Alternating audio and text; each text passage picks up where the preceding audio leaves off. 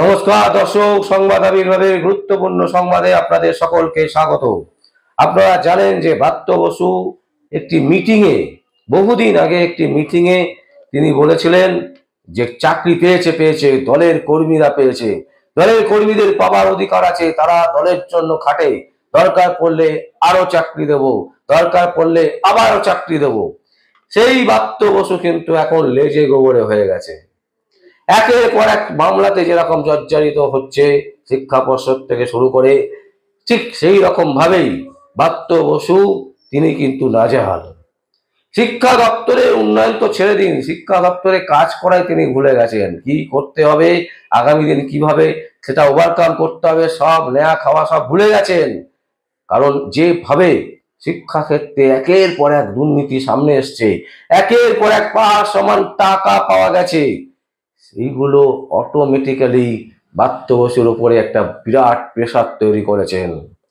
ব্রাত্য বসু তিনি একটা সময় নাটক করতেন, বামের হয়ে তিনি রীতিমতো হলগুলোকে নিয়ে বুক করে রাখতেন এবং সেই হলে প্রায় বলা যেতে পারে ফ্রিতে নাটক করতেন। নন্দীগ্রাম সিঙ্গুরের পর তিনি পাল্টি খেলেন, তৃণমূল কংগ্রেসের মাথা হয়ে উঠলেন, বিরোধী মুখ হলেন। তারপর আস্তে আস্তে করে তৃণমূল কংগ্রেস এলো এবং তার সাথে সাথে তিনিও মন্ত্রিত্ব পেয়ে গেলেন। সুখের চাকরি, প্রতিবাদের ভাষা ভুলে গেলেন। অন্যায় হচ্ছে দেখেও তিনি সেই মুখ বুজে সহ্য করছেন, মুখ বুজে থাকেন। মমতা ব্যানার্জি যা বলেন মাথা নিচু করে সেগুলো তাকে শুনতে হয়, কোনো লজ্জা নেই। একজন শিক্ষক মানুষ, তার কোনো লজ্জা নেই। একজন নাট্য অভিনেতা, তিনি প্রতিবাদ করতে ভুলে গেছেন। সেই ব্রাত্য বসুর বিরুদ্ধেও কিন্তু একটা বিশাল অভিযোগ উঠে আছে যে শিক্ষা ক্ষেত্রে দুর্নীতিতে তার নামও জড়িয়ে আছে। তারপরেও এই ভদ্রলোকের কোনো ইয়ে নেই, কোনো রাগ নেই, কোনো লজ্জা নেই, কান কাটা জগন্নাথের মতন। যা হচ্ছে হতে দাও, সবই মমতা ব্যানার্জির কৃপায় হচ্ছে, এই হচ্ছে এদের স্লোগান। সেই ব্রাত্য বসুকে একেবারে লেজে গোবরে করে ছাড়লো আমাদের বর্তমান রাজ্যপাল। তিনি কি বলছেন? বলছে রাজনৈতিক উদ্দেশ্যে রাজ্যের বিশ্ববিদ্যালয়গুলিকে ব্যবহার করা হচ্ছে, অভিযোগ করে বিচার বিভাগীয় তদন্তের নির্দেশ রাজ্যপালের। রাজ্যপাল বিচার বিভাগীয় তদন্ত চেয়েছেন এবং সেই তদন্তের নির্দেশ দিয়েছেন তিনি। ব্রাত্য বসু বলছেন জোকস আছে, ও কি হবে, কিছুই হবে না।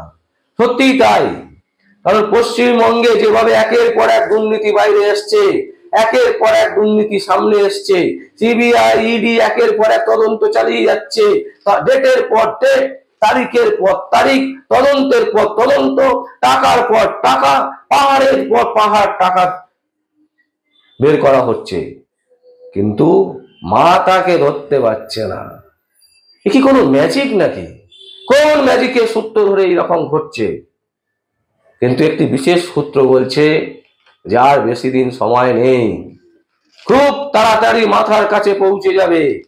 কারণ একে একে হাত পা টেনে টেনে ছিঁড়ে ছিঁড়ে নিয়ে নেওয়া হচ্ছে, কান ছিঁড়ে নেওয়া হয়েছে, কানের কাছে পৌঁছে গেছে, এরপরই মাথা। সুতরাং ধৈর্য ধরুন দর্শক। যারা মনে মনে ভাবছেন যে না কিছু হবে না, কিছু তো হতেই হবে। কারণ কলকাতা হাইকোর্ট বাংলার 12.5 কোটি মানুষের পাশে আছে। তারা ন্যায়টা সাধারণ মানুষের ওপর তুলে দেবেন, ন্যায় তারা পাহাবেন, পাইয়েই ছাড়বেন কলকাতা হাইকোর্টের বিশিষ্ট বিচারপতিগণ। শুধু ধৈর্যের অপেক্ষা। দর্শক, আমরা আজকে এই গুরুত্বপূর্ণ সংবাদটা তুলে ধরলাম, তার কারণ হচ্ছে এক সময়ের সিপিএম পন্থী ব্রাত্য বসু আজকে তৃণমূলের দলদাসে পরিণত হয়েছেন, মানে মুখ্যমন্ত্রী মমতা ব্যানার্জির চাকরে পরিণত হয়েছেন। যিনি প্রতিবাদ করতে জানেন, যিনি প্রতিকার করতে জানতেন, যিনি মানুষের পাশে দাঁড়াতে জানতেন, আজ তিনি শুধু তার ফ্যামিলির পাশে দাঁড়াতে চান, শুধু টাকা টাকা টাকা।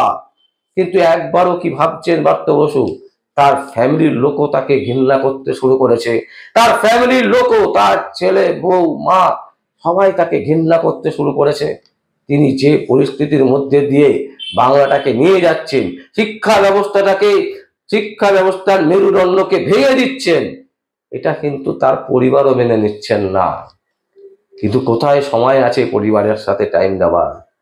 পরিবারের সাথে টাইম দিলে তো অর্থ আসবে না, টাকা আসবে না, মন্ত্রিত্ব চলে যাবে, প্রতিবাদ করলে মন্ত্রিত্বের পদ চলে যাবে, মুখ্যমন্ত্রীর বিষাদঘর হয়ে যাবেন।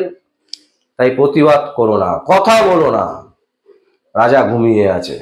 ঠিক সেই রকম অবস্থা ব্রাত্য বসুর। আর সেই ব্রাত্য বসুর কলেজের বিরুদ্ধে, শিক্ষা ব্যবস্থার বিরুদ্ধে বলা যেতে পারে বিচার বিভাগীয় তদন্তের নির্দেশ দিল রাজ্যপাল। এর থেকে বড় লজ্জা, এর থেকে বড় অপমানজনক আর কি হতে পারে? তারপরেও কি তিনি তার ভুলটা বুঝতে পারবেন? আমাদের মনে হয় না। কারণ যে পাকে তৃণমূল কংগ্রেস নেমেছে, যে কাদা তারা নিজেদের গায়ে লাগিয়ে ফেলেছেন, কোনো জল নেই, সেই কাদাটাকে ধুয়ে দেবে, ধুয়ে সাফ করে দেবে। একমাত্র উচিত হচ্ছে, একমাত্র উপায় হচ্ছে এদেরকে উপরে ফেলে দেওয়া। এছাড়া দ্বিতীয় কোনো রাস্তা নেই বলেই আমরা মনে করছি। দর্শক, আমরা আপনাদের সামনে এই সংবাদ তুলে ধরলাম। আপনাদের যদি কোনো কমেন্টস থাকে অবশ্যই আপনারা কমেন্ট বক্সে কমেন্ট করবেন। আর দেখতে থাকুন পরবর্তী সংবাদ আবির্ভাবে। আমার নাম বিশ্বজিৎ পাল, সংবাদ আবির্ভাবের জন্য।